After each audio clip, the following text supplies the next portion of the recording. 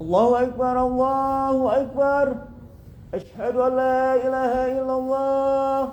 أشهد أن محمدا رسول الله. حي على الصلاة حي على الفلاح. قد قامت الصلاة قد قامت الصلاة. الله أكبر الله أكبر. لا إله إلا الله.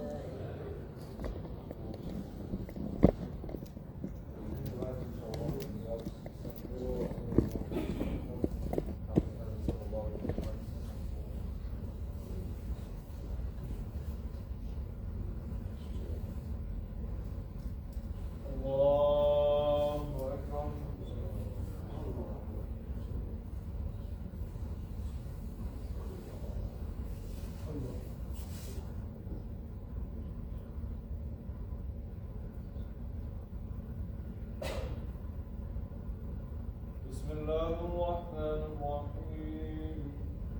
الحمد لله رب العالمين الرحمن الرحيم مالك يوم الدين. إياك نعبد وإياك نستعين.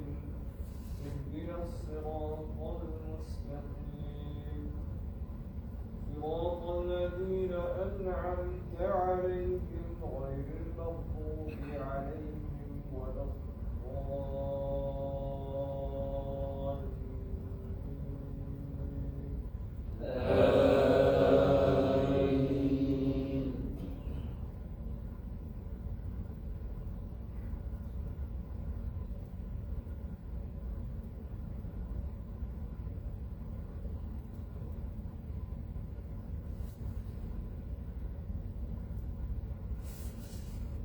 ليس البر أن تولوا وجوهكم قبل المشرق والمغرب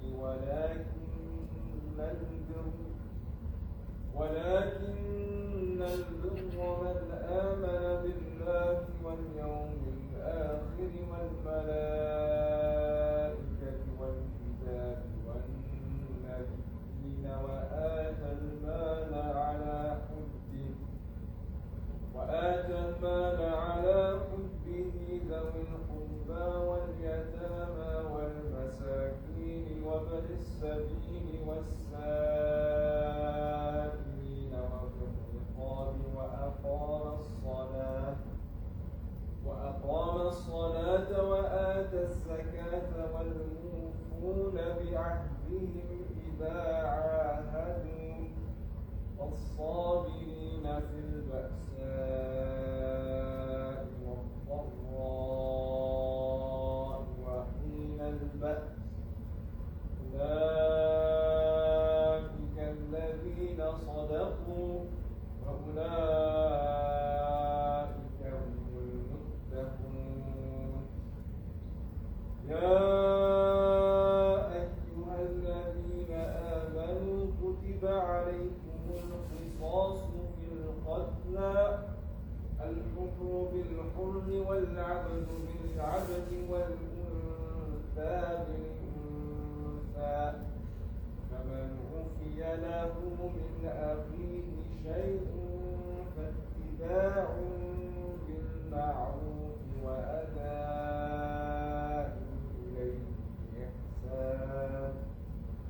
ذلك تخفيف من ربكم ورحمة.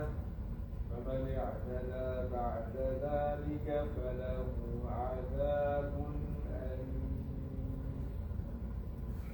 الله أكبر.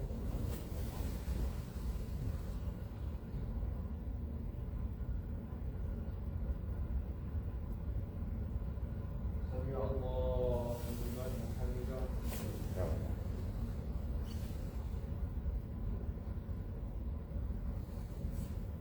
الله أكبر.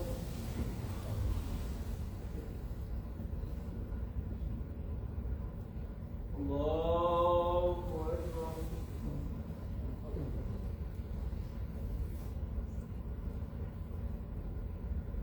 الله أكبر.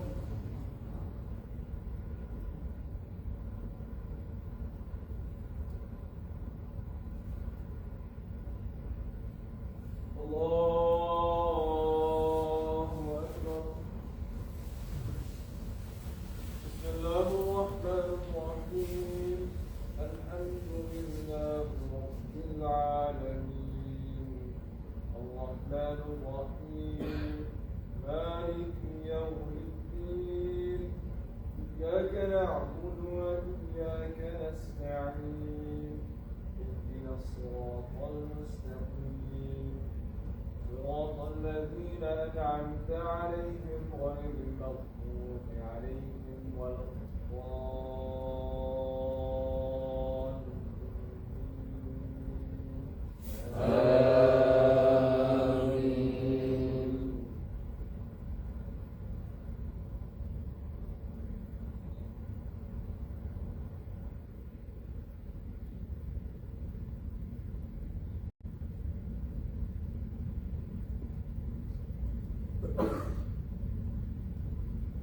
ولكم في القصاص حياة يا أولي الألباب لعلكم تتقون كتب عليكم إذا حضر أحدكم الموت إن ترك خيرا الوصية للوالدين والأقربين بالمعروف حقا على المتقين فمن بدله بعدما سمعه فإنما إثمه على الذين يبدلونه إن الله سميع عليم.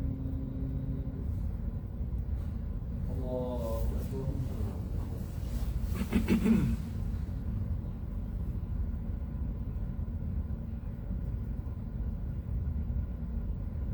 سمع الله لمن حمده. اللهم اهدنا فيمن هديت وعافنا فيمن عافيت وتولنا فيمن توليت وبارك لنا فيما أعطيت وقنا شر ما قضيت إنك تقضي ولا يقضى عليك إنه لا يذل من واليت تباركت ربنا وتعاليت وصلى الله على سيدنا محمد وعلى آله وأصحابه أجمعين الحمد لله رب العالمين. الله أكبر.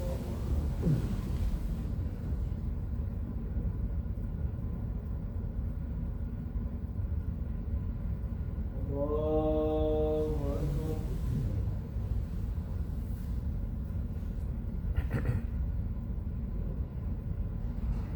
الله أكبر.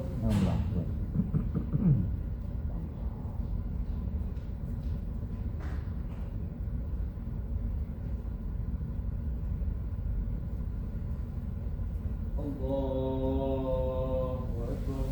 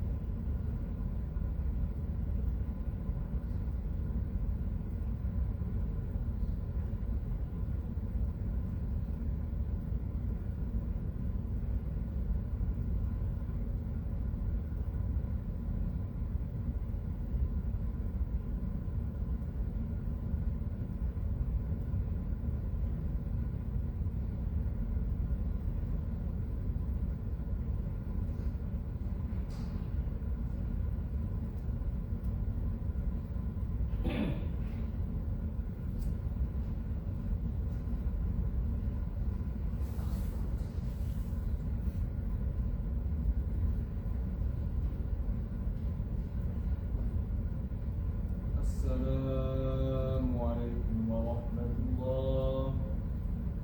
السلام عليكم ورحمة الله.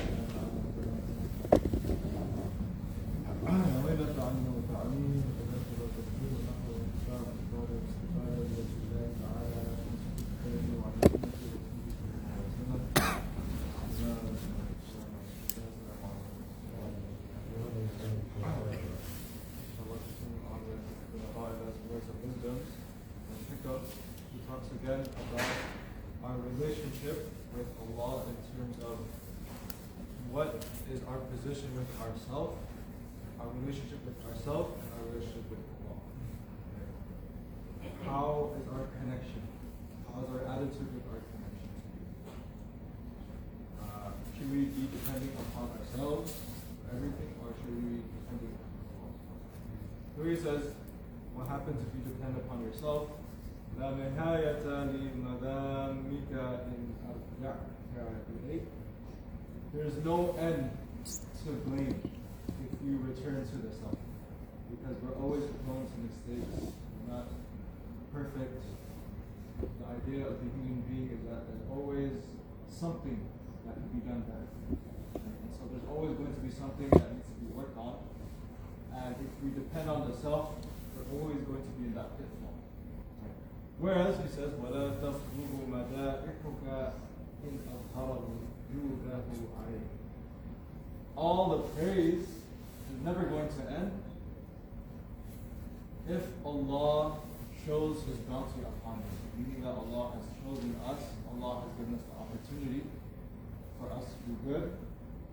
He's given us the opportunity to live, to breathe, to be able to pray Fajr together. Right? The idea here is that if we depend upon ourselves solely, there's bound to be lots of mess, lots of blame, lots of imperfection. But when we depend on Allah subhanahu wa ta'ala, we know that Allah subhanahu wa ta'ala is the source. Because once we depend on the source, everything falls in line. We get to know what we need to do in focusing on Allah subhanahu wa ta'ala, meaning that any obstacle that comes in life, when you're at work, when you're at school, anything that goes in front of you and is a distraction, you won't be able to get away from distraction if you depend on yourself. Rather than depending on the self, which is fallible, depend on the one that has created you, which is Allah.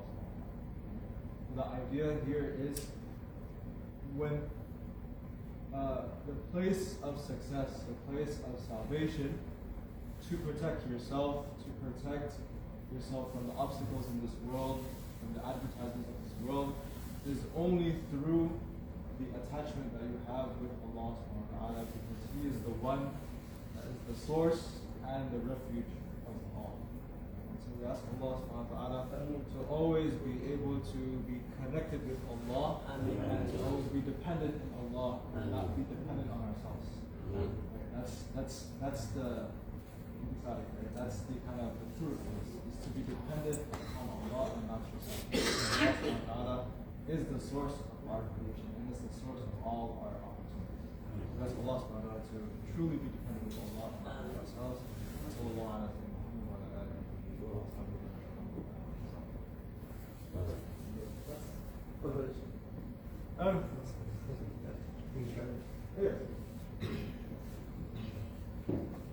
Bismillahirrahmanirrahim. Assalamualaikum warahmatullahi wabarakatuh. Waalaikumsalam. Alhamdulillahilladzi wa kafa wa salatu wassalamu ala nabiyil mustafa wa ala alihi wa sahbihi ala ahli sidqi wal wafa. Asyhadu an la ilaha illallah wahdahu la syarika lah. Asyhadu anna Muhammadan abduhu wa rasuluh. الذي لا نبي بعده. اللهم صل وسلم وبارك على نبينا محمد وعلى آله وصحبه وسلم. Syukran Syekh Anas yang telah menyampaikan tentang hubungan kita dengan Allah tadi ya. Saya ini ada tadi terbaca sebuah hadis ya. Kemarin sebenarnya ada disampaikan tentang kelebihan Rasulullah SAW nanti di Yaumil Mahsyar. Ini hadisnya, "Idza kana yaumul qiyamah ma jannasi ba'dhum ila ba'd." Apabila nanti telah berada di hari kiamat, ya, manusia itu akan saling menunggu di antara mereka dengan di antara yang lain. Maksudnya mereka itu saling berkumpul ingin supaya masalahnya ini cepat selesai. Ya. Dan yang disampaikan di sini adalah orang-orang yang sudah dekat dengan gerbang, orang-orang yang sudah dekat dengan taman syurga. Sudah dia melewati proses as-sirat, maka mereka akan diinapkan dulu di taman-tamannya syurga. Fayatuna Adam, maka mereka mendatangi Adam. Fayaquluna isfa' li dzurriyyati. Maksudnya berikanlah syafaat bagi anak keturunanmu. Maka Adam berkata, lastulaha, aku enggak punya hak untuk memberi syafaat. Kemudian kita datang kepada Nabi Ibrahim. Fa innahu khalilullah. Adam bilang, walakin alaikum bi Ibrahim. Tapi coba datang kepada Ibrahim, minta syafaat, karena dia punya gelar Khalilullah, yang dikasih, yang terkasih Allah. Maka mereka mendatangi Ibrahim, fayatuna Ibrahim fayaqulu lastulaha, aku juga tidak berhak, aku juga tidak diberikan rekomendasi untuk memberikan syafaat kepada kalian. Tapi Nabi Ibrahim memberikan rekomendasi lagi, walakin alaikum bi Musa. Tapi coba datang kepada Musa, karena dia punya gelar apa? Kalimullah. Ya, orang yang pernah bercakap-cakap dengan Allah Subhanahu wa taala. Itu jelas di Bukit Sinai itu. Nabi Musa meminta melihat wujud Allah. Ada dua nabi yang meminta wujud Allah, meminta bisa melihat wujud Allah. Yang pertama Nabi Ibrahim, ya. Yang kedua Nabi Musa. Tapi Nabi Musa diminta untuk melihat bukit. Kalau bukit itu bisa sanggup menahan cahaya itu, maka engkau akan bisa melihat ya Musa. Tapi ternyata bukit hancur dan Musa pun pingsan. Setelah itu Nabi Musa tidak pernah lagi meminta untuk melihat Allah. Maka datang juga mereka kepada Musa, dia bilang, aku juga tidak punya hak. Walakin alaikum bi Isa. Dioper lagi ke Isa. Isa juga bilang, aku enggak punya hak. Ini kira-kira dalam kehidupan kita pernah enggak kita melewati hal ini? Dioper ke sana, dioper ke sini. Dalam masalah pekerjaan sering ya, dalam masalah peradilan sering. Tapi dalam masalah syariat pernah enggak kita dapat intisarinya ini? Ada. Saat kita melakukan ibadah sa'i. Sa'i itu preventif, aplikasi dari keadaan anak Adam nanti di hari kiamat.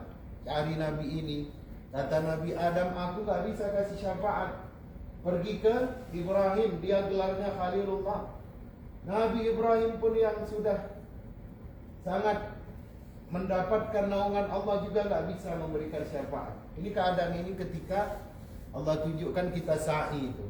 Pergi ke Safa, dari Safa pergi ke Marwah, balik lagi ke Safa. Jadi ibadah haji itu adalah miniatur kiamat kecil. Maka orang yang sudah pergi haji seolah-olah sudah ditampakkan kepadanya keadaan hari kiamat.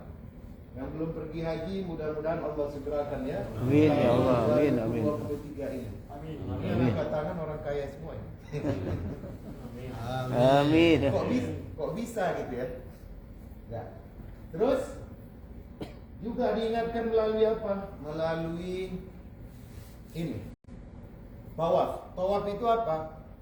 Keadaan manusia ketika bingung nanti dia, ya, antara dosa, kemudian antara pahala, bagaimana supaya proses cepat, keadaan panas, keadaan membingungkan, itu pada keadaan kita waktu tawaf. Kemudian waktu kita berada di Arafah, itulah persis keadaan kita nanti di Yaumil Mahsyar. Ya, tandus, tidak terlihat apa-apa. Begitu juga keadaan manusia nanti di Yaumil Mahsyar. Kemudian juga pada saat dia memakai pakaian ihram, ya, tidak ada yang berjahit, tidak boleh pakai celana dalam. Kalau pakai celana dalam nanti dia bayar dam. Ya. Begitu juga nanti di hari kiamat. Ya. Uratan, khufatan, ghurla. Telanjang, kemudian dia tidak memakai sendal, kemudian juga dalam keadaan bingung. Kata Aisyah, Apa enggak mereka nanti akan saling melihat antara kemaluan dengan kemaluan yang lain? Ya. Mungkin di sebelah kita ada Paris Hilton telanjang bulat, kita udah nggak selera Pak. Ya. Di sebelah kiri mungkin ada siapa? Julia Robert, nggak pakai baju apa-apa, udah nggak selera. Mungkin waktu di sini pengen ke Beverly Hills, jumpa artis-artis Hollywood. Tapi di sana mungkin di depan kita ada Donald Trump, di belakang ada Barack Obama. Udah nggak pengen lagi kita salaman selfie. Ya, kenapa? Karena keadaan itu kata Rasulullah, keadaan pada hari itu sangat mengerikan. Ya, sampai-sampai orang udah nggak ingat lagi tentang syahwat, nggak ingat lagi tentang nafsu. Bahkan Nabi Ibrahim dikatakan dia tidak akan mencari anaknya Ismail. Nabi Yakub tidak akan mencari 12 anaknya. Semuanya sibuk menyelamatkan masing-masing. Ya. Kemudian Isa apa mengatakan, fayaqulu lastu laha walakin alaikum bi Muhammad. Aku juga tidak diberikan rekomendasi, tapi datangilah Muhammad, karena dia Allah berikan seluruhnya rekomendasi untuk memberikan syafaat. Kapan syafaat diberikan? Setelah kita orang-orang beriman najah, berhasil dari As-Sirat. Semua orang berkumpul di As-Sirat. Kemudian kapan itu Rasulullah? Lama kita itu beribu-ribu tahun menunggu Rasulullah di taman surga. Kita datangi Ibrahim, wahai Nabi Ibrahim, ketuklah itu pintu surga. Kita ini udah capek. Perjalanan jauh. Dari mulai sakratul maut sampailah kita di depan taman surga ini udah berapa juta tahun. Udah letih, pengen menikmati surga. Ya, pengen dipijat bidadari. Ya, tidur-tiduran bersama bidadari, ya enggak, Pak? Iya. Udah capek nih gitu. Udah lama enggak lihat perempuan misalkan begitu ya. Kata Nabi Ibrahim, ya, pintu itu bukan pertama sekali dibuka untukku. Ya, coba tanya Musa, tanya lagi Nabi Musa. Katanya juga bukan dibuka untukku. Kemudian ditanya lagi kepada Nabi Nuh. Kata Nuh, walaupun aku berdakwah 950 tahun, tapi pintu itu juga bukan dibuka pertama sekali untuk diriku. Jadi kepada siapa pintu itu dibuka? Kepada Nabi akhir zaman Muhammad sallallahu alaihi wasallam. Terus di mana dia, kata orang-orang beriman? Di mana Rasulullah? Rasulullah masih lagi di depan As-Sirat bersujud kepada Allah. Kata Allah Subhanahu wa taala di dalam sebuah diskusi, "Irfa' ra'sak ya Muhammad." Enggak pantas Nabi Muhammad bersujud. Kata Rasulullah, "Aku tidak akan mengangkat kepalaku sampai seluruh umatku mendapatkan syafaat." Maka diserulah Jibril. Jibril bilang sama malaikat Malik, "Cari sampai ke dasar-dasar neraka orang yang pernah beriman kepadaku." Maksudnya apa? Dia mati tidak melakukan perbuatan syirik. Ya, kalau syirik dia nggak ada ampun, kekal dalam neraka. Ya, masih terdengar lagi jeritan-jeritan yang tadi sudah dinaikkan itu Pak. Mungkin masa menunggu di As-Sirat itu Rasulullah itu sudah ribuan tahun itu. Masa satu kali bersujud itu sudah dapat ribuan tahun. Kata Rasulullah, kembali Rasulullah bersujud kepada Allah. Kata Allah Subhanahu wa taala, "Irfa' ra'sak ya Muhammad." Sungguh telah habis penderitaan. Kata Rasulullah, "Ya Rabb, sungguhnya aku tidak akan diberikan, sesungguhnya aku tidak mempunyai kebahagiaan ketika aku masih lagi mendengar umat." Sampai 3 kali Rasulullah, barulah habis itu semua umat Nabi Muhammad yang ada di dalam neraka. Kemudian mereka dibersihkan, kemudian mereka berbaris rapi bersama Rasulullah SAW. Ternyata kita di taman surga itu sudah menunggu sangat lama. Kemudian jalan dibukakan, Rasulullah maju, barulah Rasulullah mengetuk pintu surga, bertanya malaikat malaikat Ridwan, "Siapa?" "Akulah Muhammad." Dibuka pintu, selawat dan salam atasmu. Pintu ini aku diperintahkan hanya dibukakan untukmu. Barulah Rasul, para Nabi, para Anbiya, kemudian para syuhada yang masuk duluan ke dalam syurga. Kemudian diikuti dengan orang-orang yang beriman sesuai dengan amal ibadahnya. Kalau kemarin dikatakan adalah pemimpin-pemimpin adil yang dulu dimasukkan ke dalam syurga. Ini mereka ini yang berjuang ini, untuk keadilan. Ya, mereka ni yang berjuang untuk perut-perut yang lapar, anak-anak yatim yang lemah, janda-janda yang membutuhkan kasih sayang dan sentuhan belayan, ya, suami-suami baru. Itu di luar para pemimpin. Ya, maka ciptakan anak kita ini menjadi anak-anak yang menjadi pemimpin. Jangan ciptakan dia jadi ini, apa namanya, jadi gamer, jadi YouTuber. Aduh, terlalu rendah cita-citanya. Ya, pengen kayak Atta Halilintar, punya uang MM-an. Aduh, itu rendah banget. Tapi ciptakan dia jadi pemimpin. Kalau kau adil, kau yang akan berada di belakang para syuhada, para nabi, dimuliakan, dimasukkan duluan ke dalam surga. Tapi kalau kau zalim, dia yang duluan dimasukkan ke dalam neraka setelah Fir'aun dan Abu Lahab, Namrud dan golongannya. Ya, mudah-mudahan Allah jadikan anak keturunan kita pemimpin yang adil, dan kita bisa membalas rasa cinta Rasulullah SAW yang senantiasa memikirkan umatnya dari semenjaklah Rasulullah hidup sampai sakratul maut, meminta, ya Jibril, apa sebenarnya yang memberatkan umatku nanti di hadapan Allah? As-salah, as-salah, as-salah, kata Jibril. Diulangi oleh Rasulullah, as-salah, as-salah, as-salah. Maksudnya apa? Kebanyakan dosa umatmu nanti ya Muhammad meninggalkan solat. Kalau solat, kenapa solat yang ditinggalkan? Bukankah dosa berzina itu lebih parah? Bukankah dosa mencuri itu lebih besar? Bukankah dosa durhaka kepada orang tua itu dosa nomor 2 setelah syirik? Apalagi genosida. Karena kalau sudah meninggalkan sholat, berarti itu akan dia lakukan semuanya, Pak. Ya, kalau dia berani meninggalkan sholat, gampang lah zina. Enggak minuman keras di malam tahun baru, apa namanya, holiday party. Nah, udah gak kepikiran sama dia. Kenapa? Kalau orang meninggalkan sholat itu puncak daripada maksiat. Barang siapa yang sengaja meninggalkan sholat, maka dia telah melakukan perbuatan orang kafir.